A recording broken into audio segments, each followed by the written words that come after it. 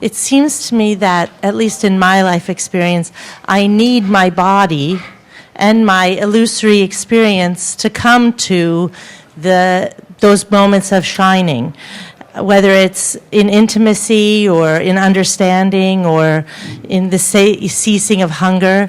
It's like that's how I know that I'm close to something beyond myself, is through myself. You're mistaking yourself for a body. You're mistaking yourself. Your thought is just telling you, I'm just this little cluster of experience here. I'm not I'm not the whole of experience.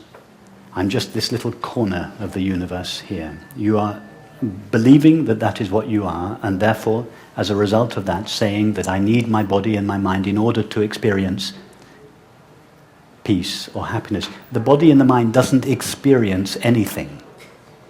It is experienced. It doesn't experience. You don't need a body and a mind. The body and the mind are just a temporary modulation of awareness. Awareness doesn't need a body or a mind to know itself. I mean, it's so arrogant. I'm not suggesting you're being arrogant, but it is so arrogant of thought to think that this infinite light of awareness needs something called a puny little human mind to know itself. It does not need a mind or a body to know itself, to reflect itself back to itself. It knows itself by itself. Simply by being itself, it knows itself. And the body and the mind are just temporary modulations of its own ever-present, infinite self. Another teacher said to me that the divine needs you to know itself, to like experience, that through your experience of reaching this place, which I get what you're saying about the place, that happens through this beautiful human experience. Let's give this teaching the benefit of the doubt and presume that it was said as a compassionate concession to your insistence that you are a body-mind.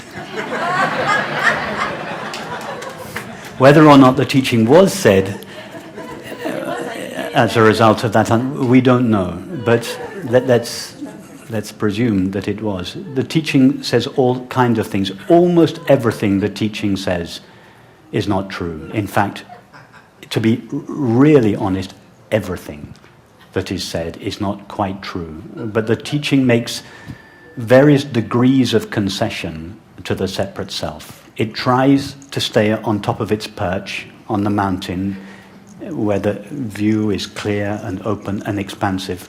And it tries to bring us up to the top of the mountain.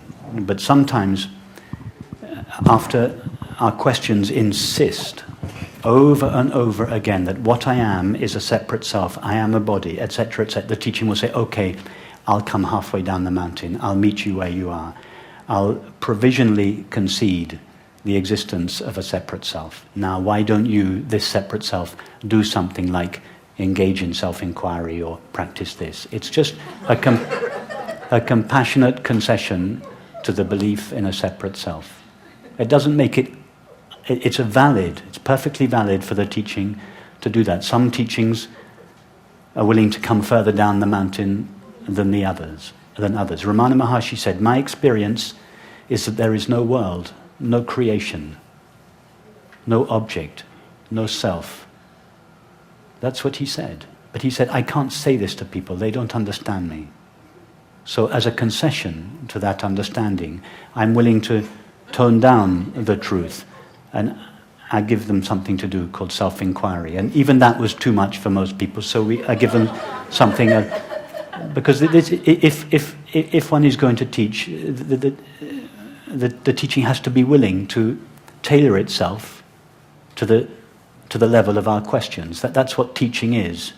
If we just stay on the perch the whole time and say there's no world, there's no object, there's no self. In fact, even that's not true. You can't say a single true word about reality. So if we wanted to be totally faithful to the truth, we would remain silent.